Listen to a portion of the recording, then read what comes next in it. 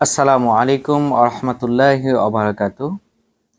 ইন্নাল হামদালিল্লাহি ওয়াহদা ওয়াসসালাতু ওয়াসসালামু আলা রাসূলিল্লাহ আম্মা বা'দ। আমি আবু বকর বিন ইসহাক আবরার.একাডেমি এবং বইভবন.কমে আপনাদের সকলকে স্বাগতম। আজকে আপনাদের সামনে যে বইটি আমি পরিচয় করিয়ে দিব অত্যন্ত গুরুত্বপূর্ণ একটি হাদিসের সংকলন, তালখিসুল জামি আল কামিল ফিল হাদিস সহিহ শামিল, সংক্ষিপ্ত আল জামি উল কামিল সহিহ হাদিস বিশ্বকোষ। সংকলন করেছেন প্রফেসর ডক্টর আবু আহমদ মোহাম্মদ আবদুল্লাহ আজমি, যাকে আমরা সকলেই জিয়াউর রহমান আজমি নামে চিনি। অনুবাদ, সম্পাদনা ও টিকা সংযোজন করেছেন প্রফেসর ডক্টর আবু বকর মোহাম্মদ জাকারিয়া। এই বইটিতে প্রথমে সম্পাদকের ভূমিকা, হাদিসের মর্যাদা ও গুরুত্ব নিয়ে দীর্ঘ আলোচনা করেছেন প্রফেসর ডক্টর মোহাম্মদ জিয়াউর রহমান আজমি রহিমাহুল্লাহ। লেখকের কিছু কথা তিনি এখানে নিয়ে এসেছেন। আল জামিউল কামিল এর সংক্ষিপ্ত ভূমিকা প্রণয়ন করেছেন। এরপরে প্রথম অধ্যায় নিয়ে এসেছেন ওয়াহি বা প্রত্যাদেশ সম্পর্কে। দ্বিতীয় অধ্যায় ঈমান, ঈমানের বৈশিষ্ট্য সম্পর্কিত সকল অনুচ্ছেদ। তারপরে নিয়ে এসেছেন মহামহিম আল্লাহর প্রতি ঈমান সম্পর্কিত সকল অধ্যায়। অধ্যায় 2 ঈমানের বৈশিষ্ট্য সম্পর্কিত সকল অনুচ্ছেদ নিয়ে কিছুটা আলোচনা করার চেষ্টা করব ইনশাআল্লাহ। এই অধ্যায়ের মূল হচ্ছে জিবরিল আলাইহিস সালামের হাদিস, যাতে ঈমানের 6টি রুকন স্থান পেয়েছে। আর তা হচ্ছে মহান আল্লাহর উপর ঈমান, মালাইকাগণের উপর ঈমান, মহান আল্লাহর নাজিলকৃত কিতাবসমূহের উপর ঈমান, আল্লাহর রাসূলগণের উপর ঈমান, শেষ দিবসের উপর ঈমান, তাকদীরের ভালো ও মন্দের উপর ঈমান। তাছাড়া তাতে রয়েছে ইসলামের 5টি রুকন, আর তা হচ্ছে আল্লাহ ব্যতীত সত্য কোনো ইলাহ নেই, আর নিশ্চয়ই মুহাম্মদ সাল্লাল্লাহু আলাইহি সাল্লাম আল্লাহর রাসূল, সালাত প্রতিষ্ঠা করা, যাকাত প্রদান করা, সওম পালন করা, সামর্থ্য থাকলে আল্লাহর ঘরের হজ করা। ঈমানের বৈশিষ্ট্য সম্পর্কিত সকল অনুচ্ছেদ। অনুচ্ছেদ 1, ঈমান, ইসলাম ও ইহসান সম্পর্কে জিবরিল আলাইহিস সালামের প্রশ্ন।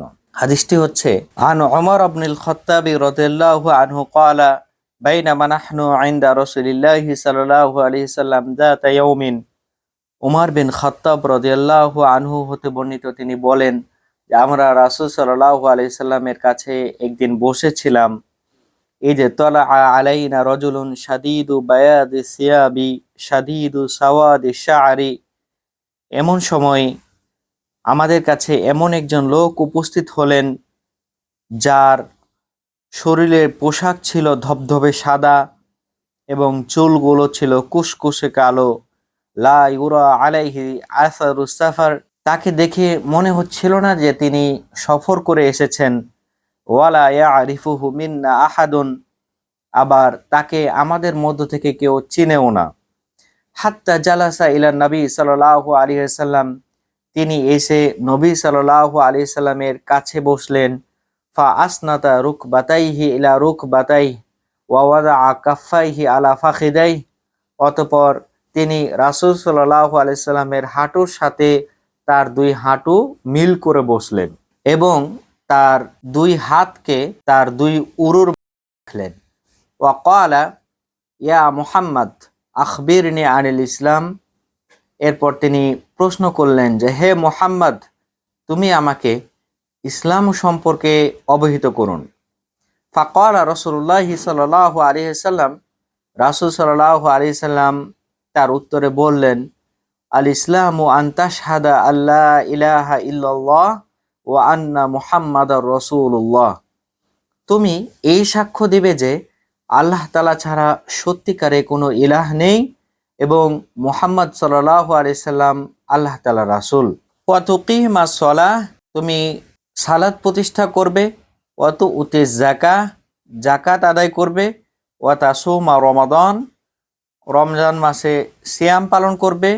ওয়া তাহুজ্জাল বাইতা ইন ইসতাতাআতা ইলাইহি সাবিলা, আর যদি তোমার হজ করার সামর্থ্য থাকে তাহলে হজ করবে। ক্বালা, ওই ব্যক্তি বললেন, সাদাক্তা, আপনি সত্য বলেছেন।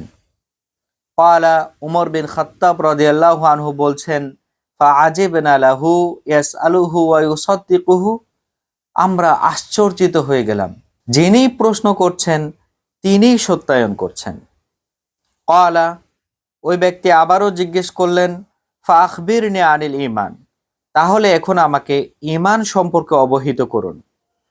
ক্বালা, রাসূল সাল্লাল্লাহু আলাইহি সাল্লাম জবাবে বললেন, আনতুমিনা বিল্লাহ, তুমি আল্লাহ তাআলাকে স্বীকৃতি দিবে, ওয়া মালাইকাতিহি ওয়া কুতুবিহি ওয়া রুসুলিহি ওয়াল ইয়াউমিল আখিরি ওয়া তুমিনা বিল কদরি খায়রিহি ওয়া শাররিহি, আরও তুমি স্বীকৃতি দিবে ফেরেশতাগণকে, তার কিতাবসমূহকে, রাসূলগণকে, পরকালকে, আর তুমি স্বীকৃতি দিবে ভাগ্যের ভালো মন্দকে।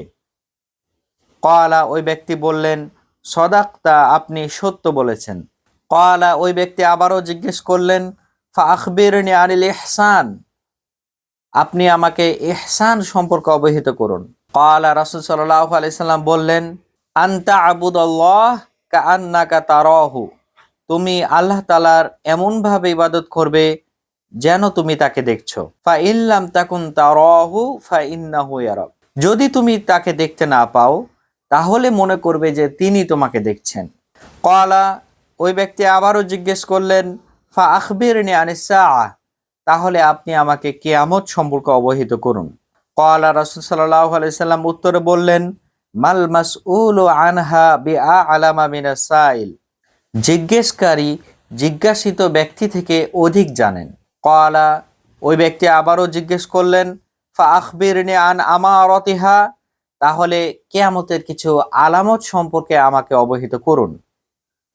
ক্বালা, রাসূল সাল্লাল্লাহু আলাইহি সাল্লাম বললেন, আনতালিদাল আমাতু রব্বাতাহা, দাসী তার মনিবকে প্রসব করবে। ও আনতারাল হুফাতাল উরাতাল আলাতা রিআ আশাই ইয়াতাতাওয়ালুনা ফিল বুনিয়ান, আর তুমি দেখতে পাবে নগ্ন বিবস্ত্র দরিদ্র রাখালেরা বড় বড় অট্টালিকা তৈরি করতে প্রতিযোগিতা করবে। ক্বালা, উমর বিন খাত্তাব রাদিয়াল্লাহু আনহু বলছেন, সুম্মান তালাকা ফালাবিস্তু মালিয়ান, এরপরে ওই ব্যক্তি চলে গেল, আমরা কিছুক্ষণ সেখানে অবস্থান করলাম। সুম্মা ক্বাল আলী, এরপর রাসূল সাল্লাল্লাহু আলাইহি সাল্লাম আমাকে বললেন, ইয়া উমর আতাদরি মানিস সাইল, হে ওমর, তুমি কি জানো এই প্রশ্নকারী কে ছিল? কুলতু, আমি বললাম, আল্লাহু ওয়া রাসূলুহু আ'লাম, আল্লাহ এবং তার রাসূল সাল্লাল্লাহু আলাইহি সাল্লামই এই ব্যাপারে ভালো জানেন।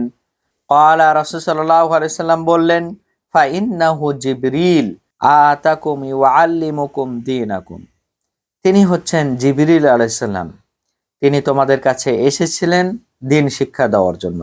এই হাদিসটি বুখারী এবং মুসলিম উভয় গ্রন্থে বর্ণিত হয়েছে, তবে শব্দের কিছু ভিন্নতা রয়েছে। শাইখ আবু বকর মোহাম্মদ জাকারিয়া হাফিজাহুল্লাহ তিনি এই হাদিসটির একটি টিকা এখানে সংযোজন করেছেন, সেটি হচ্ছে, দাসী তার মনিবকে প্রসব করবে, এখানে কোনো কোনো বর্ণনায় এসেছে রাব্বাহা, অপর বর্ণনায় এসেছে রাব্বাতাহা। এই কথার অর্থ নির্ধারণে আলেমগণের কয়েকটি মত রয়েছে।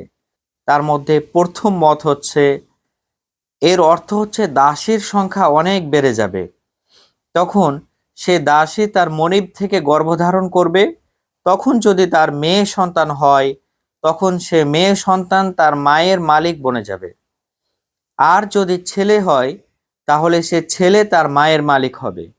এর অর্থ হচ্ছে প্রচুর পরিমাণে বন্দি দাসের আগমন ঘটবে জিহাদ ও অধিক পরিমাণ গনিমতের কারণে। এ মতটি খাত্তাবি ও নওয়াবি রহিমাহুল্লাহ, কিন্তু ইমাম ইবনে হাজার রহিমাহুল্লাহ অস্বীকার করেছেন। তার মতে এটি তো রাসূল সাল্লাল্লাহু আলাইহি সাল্লামের যুগেও হয়েছিল, আর এটা স্বাভাবিক ব্যাপার। দ্বিতীয় মতামত হচ্ছে, এর অর্থ হচ্ছে উম্মুল ওয়ালাদ বা দাসী বিক্রির পরিমাণ খুব বেড়ে যাবে, আর এটা এমনভাবে ঘটবে যে শেষ পর্যন্ত সে নারীকে তার সন্তানই ক্রয় করবে, অথচ সন্তান তা বুঝতেই পারেনি। এই হিসাবে অর্থ হবে উম্মুল ওয়ালাদ বিক্রি করা যে হারাম সেটার বিধান মানুষ জানবে না, অথবা শরীয়তের বিধিবিধানের তোয়াক্কা মানুষ করবে না। তৃতীয় মত, দাসী তার মনিব ব্যতীত অন্যের দ্বারা গর্ভধারণ করবে, কিন্তু এমনভাবে হবে যে সে মালিকের উম্মে ওয়ালাদ হয়নি, তারপর সে সন্তান স্বাধীন হয়ে যাবে। চতুর্থ মত, দাসের এমন এক সন্তান হবে যে স্বাধীন হয়ে যাবে, তারপর সে সন্তান রাজা বাদশাহ হয়ে যাবে, তখন মা তার প্রজাদের অন্তর্ভুক্ত হবে, আর রাজা তো তাদের প্রজাদের মনিব হিসাবেই বিবেচিত হন। এ মতটি ইব্রাহিম আল হারবির। তবে ইবনে হাজার রহিমাহুল্লাহ এ মতটির বিরুদ্ধে বলেছেন, যে বর্ণনায় রাব্বা তাহা এসেছে তার সাথে এই ব্যাখ্যা সামঞ্জস্যপূর্ণ নয়। এভাবেই এটিকায় তিনি মোট 8টি মত এখানে উল্লেখ করেছেন। আজকের মতো এখানেই। আসসালামু আলাইকুম ওয়া রাহমাতুল্লাহি ওয়া বারাকাতুহু।